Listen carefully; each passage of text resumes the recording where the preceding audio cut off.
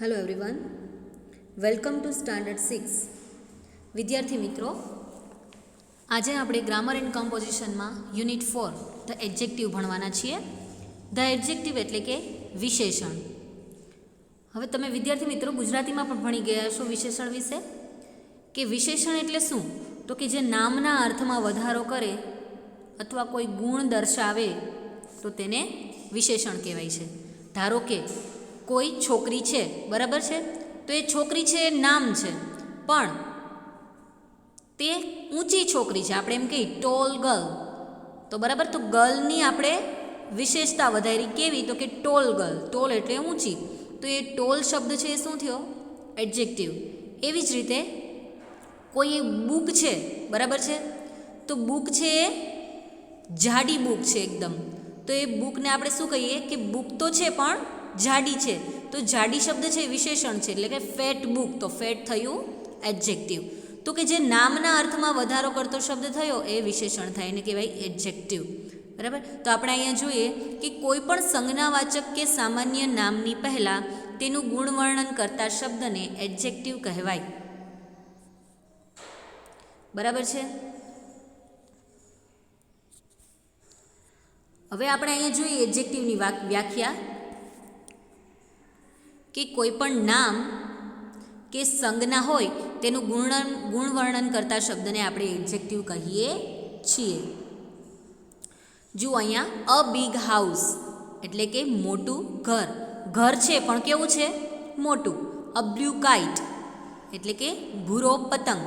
પતંગ છે પણ કેવા રંગનો છે? તો રંગ છે, રંગ કોઈ વસ્તુનો બતાવે છે ને એ પણ એડજેક્ટિવ કહેવાય, વિશેષણ જ કહેવાય. એન ઓલ્ડ મેન વૃદ્ધ માણસ. વાક્ય રચના જોઈએ એની કેવી હોય છે? તો કે ધીસ કે ધેટ, બરાબર, આપણે કોઈ પણ વસ્તુ દર્શાવવા માટે કેનો ઉપયોગ કરીએ છીએ? ધીસ એટલે કે આ, ધેટ એટલે કે પેલું.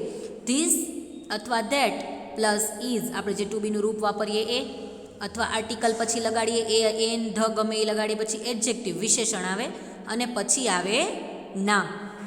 વિશેષણ નામની આગળ વાપરવામાં આવે છે. અહીંયા એક્ઝામ્પલ જોઈએ આપણે.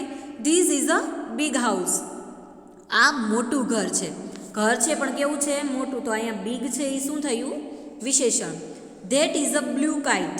આ પેલો પૂરો પતંગ છે, તો અહીંયા બ્લુ છે એ શું છે? એડજેક્ટિવ છે. That is an old main. પેલો વૃદ્ધ માણસ છે, તો અહીંયા ઓલ્ડ છે એ શું છે? એડજેક્ટિવ.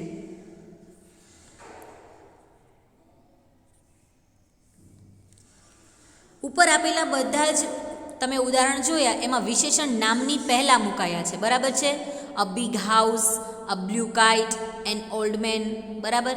તો હવે આપણે ક્રિયાપદ પછી વાક્યના અંતે વિશેષણ મૂકીએ ને એ હવે જોવાનું છે કે પહેલાં નામના આગળ આપણે જોયું, હવે આ છે નામની પાછળ.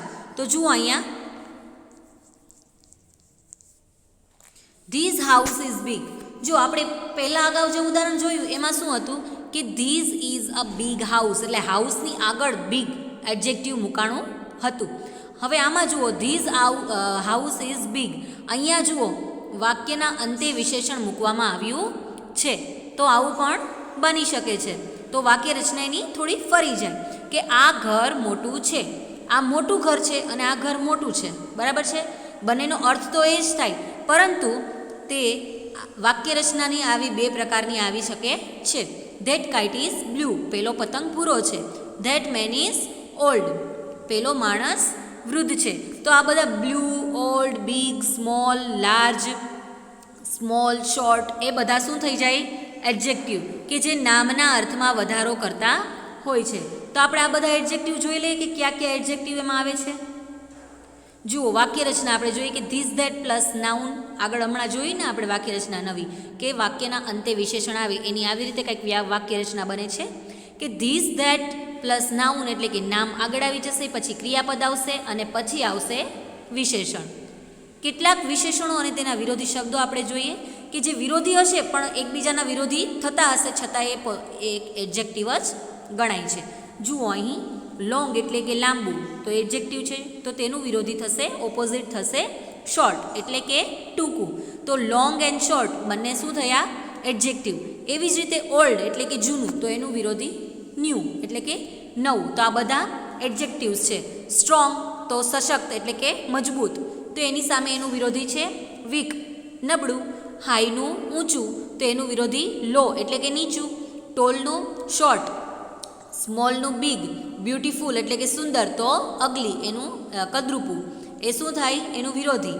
ફેટ એટલે જાડું, તો થીન એટલે પાતળું. યંગ એટલે યુવાન, ઓલ્ડ એટલે વૃદ્ધ. હોટ એટલે ગરમ, કોલ્ડ એટલે ઠંડુ. અને હેપી એટલે ખુશ, અને સેડ એટલે ઉદાસ. આટલા સિવાયના ઘણા બધા એડજેક્ટિવ તમને પણ આવડતા હશે. તો આપણે આ બધા એડજેક્ટિવ્સનો ઉપયોગ કરીને આગળ એક્સરસાઇઝ કરીએ. Exercise number first. જુઓ, use the adjectives given in the brackets to complete the sentences. આપેલા વાક્યો કૌંસમાં આપેલા વિશેષણોનો ઉપયોગ કરી પૂરા કરો. જુઓ, કૌંસમાં આપેલા આપણે જે બધા વિશેષણો આપ્યા છે એનો ઉપયોગ કરીને ખાલી જગ્યા પૂરવાની છે. તો small, fat, long, tall, new આ બધા એડજેક્ટિવ્સ છે. ધીઝ, અહીંયા ઉદાહરણ જોઈએ પહેલાં. This is a fat boy, બરાબર છે. આ જાડો છોકરો છે. ધીસ બોય ઇઝ ફેટ, બરાબર. હમણાં આપણે શીખ્યા કે બે પ્રકારની વાક્ય રચના થાય, કે કાં તો વિશેષણ નામની પહેલાં આવે અને કાં તો વિશેષણ વાક્યના અંતે આવે. તો બંને જગ્યાએ ફેટ વાપર્યું છે, બરાબર છે. તો બંને રીતે આ વાક્યને લખી શકીએ છીએ. તો અહીંનું કેમ થશે કે ધેટ ઇઝ અ, આ તમને જાડો છોકરો, તો આ છોકરો કેવો દેખાય છે? પાતળો, તો અહીંયા આવશે થીન, બરાબર. That is a thin boy, તો ધેટ બોય ઇઝ થીન. આનું શું થશે? ધેટ બોય ઇઝ થીન, બરાબર. બંનેને ખાલી વાક્ય રચના જ ફેરવવાની છે.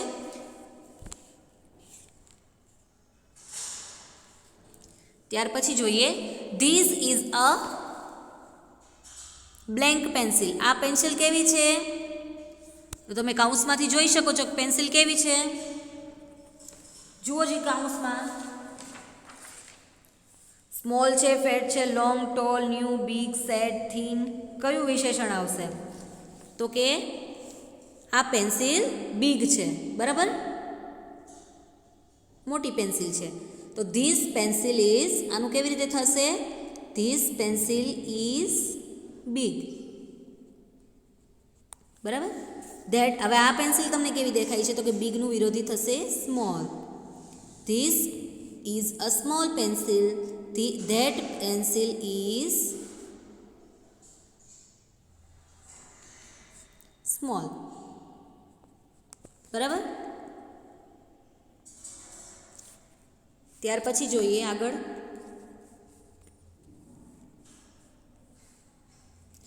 ધીઝ ઇઝ એન ખાલી જગ્યા મેન.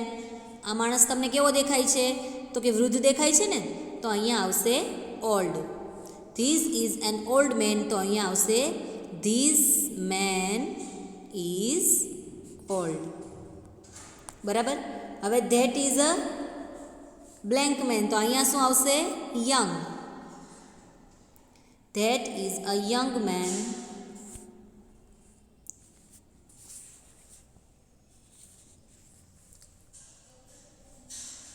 સોરી, આ યંગને ઓલ્ડ નથી આવતું આમાં. અહીંયા આ માણસ છે એ વીક દેખાય છે, તમે જુઓ નબળો દેખાય છે, દેખાય છે ને, એટલે અહીંયા આવશે વીક. આ માણસ નબળો છે, તો ધીસ મેન ઇઝ વીક, બરાબર. હવે that is a strong man. આ તમને સ્ટ્રોંગ માણસ દેખાય છે ને, મજબૂત. That is a strong man, that man is strong, બરાબર. ત્યાર પછી જોઈએ, ધીઝ ઇઝ અ બ્લેન્ક બોલ. કેવો દડો દેખાય છે? તો કે big. This is a big ball, તો અહીંયા આવશે ધીઝ બોલ ઇઝ બિગ, બરાબર. અને અહીંયા શું આવશે? ધેટ ઇઝ અ સ્મોલ બોલ, તો અહીંયા આવશે ધેટ બોલ ઇઝ સ્મોલ. ત્યાર પછી આગળ જોઈએ.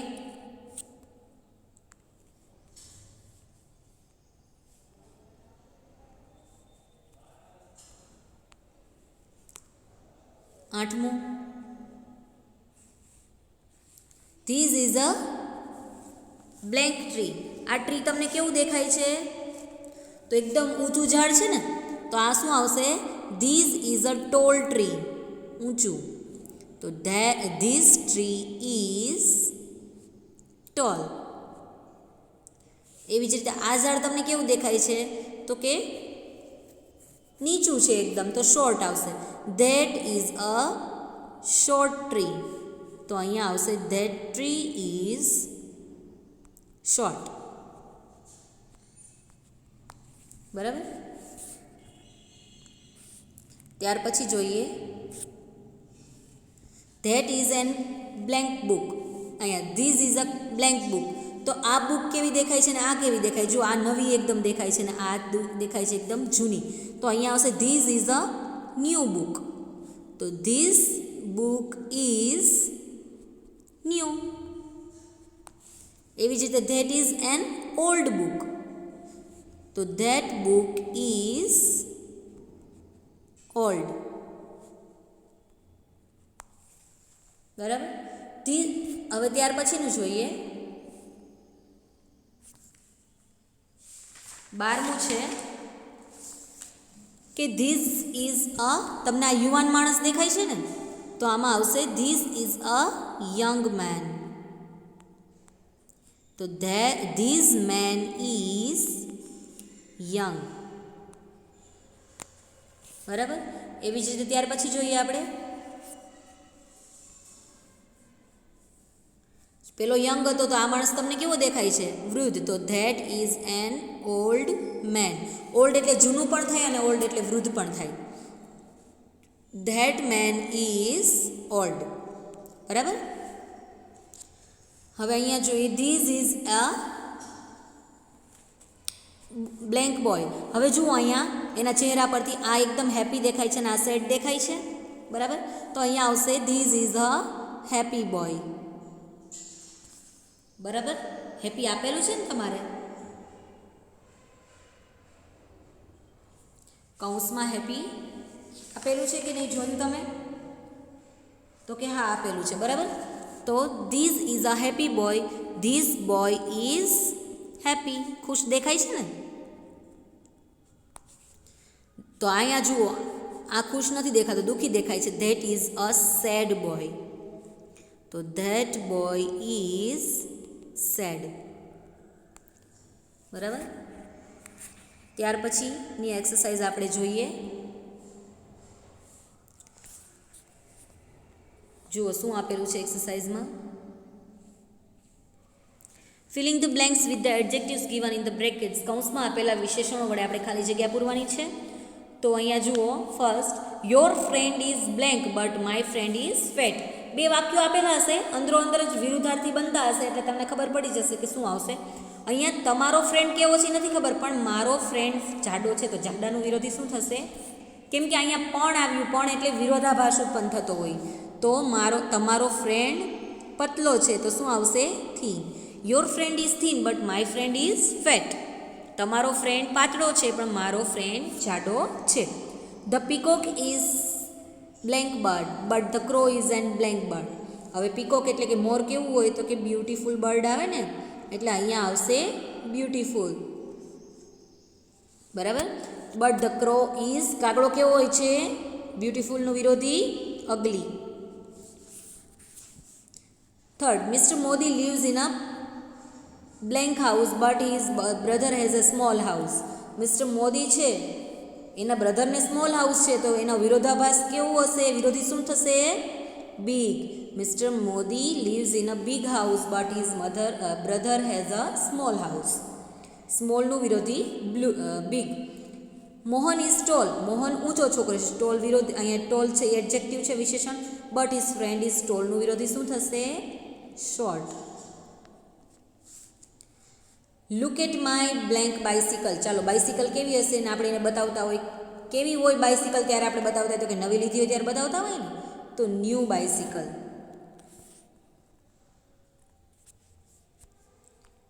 ત્યાર પછી look at that blank man, he can not walk. તે ચાલી શકતો નથી. તો કેવો માણસ ચાલી ના શકતો હોય? બરાબર છે. તો કે કૌંસમાં જુઓ જી કયું આવશે? ઓલ્ડ માણસ હોય, વૃદ્ધ માણસ તે ચાલી ના શકતો હોય, બરાબર? એટલે શું આવશે? Look at that old man, બરાબર? પેલા વૃદ્ધ માણસ તરફ જુઓ, એ ચાલી શકતો નથી. Ram is a blank man but Bharat is weak. Bharat નબળો છે પણ રામ સ્ટ્રોંગ છે, એટલે અહીંયા વીકનું વિરોધી આવશે strong. Harishbhai is an old man. Harishbhai વૃદ્ધ માણસ છે but Mohit is a blank man. તો અહીંયા વૃદ્ધનું વિરોધી આવશે, ઓલ્ડનું વિરોધી આવશે યંગ. હરીશભાઈ વૃદ્ધ છે પણ મોહિત યુવાન છે. T is blank. ટી કેવી હોય? ચા હંમેશા હોટ હોય, બરાબર? હોટ. ધ ગ્રાસ ઇઝ, ઘાસ કેવું હોય? સોફ્ટ. તો the grass is soft. Ice cream કેવી હોય? ધ આઈસ્ક્રીમ ઇઝ કોલ્ડ, ઠંડી હોય. The book is thin. ચોપડી પતલી છે but this book is thin, એટલે કે આ પુસ્તક પાતળું છે but that book is thick, એટલે કે જાડી, બરાબર? થીક. તો અહીંયા આપણે આ યુનિટ 4 એડજેક્ટિવ તમને સમજાઈ ગયો હશે, તો એની એક્સરસાઇઝ પણ તમે પૂરી લેજો. અહીંયા આપણે આ યુનિટ કમ્પ્લીટ કરીએ છીએ. નેક્સ્ટ લેક્ચરમાં નવા ટોપિક સાથે મળશું. ત્યાં સુધી ગુડ બાય.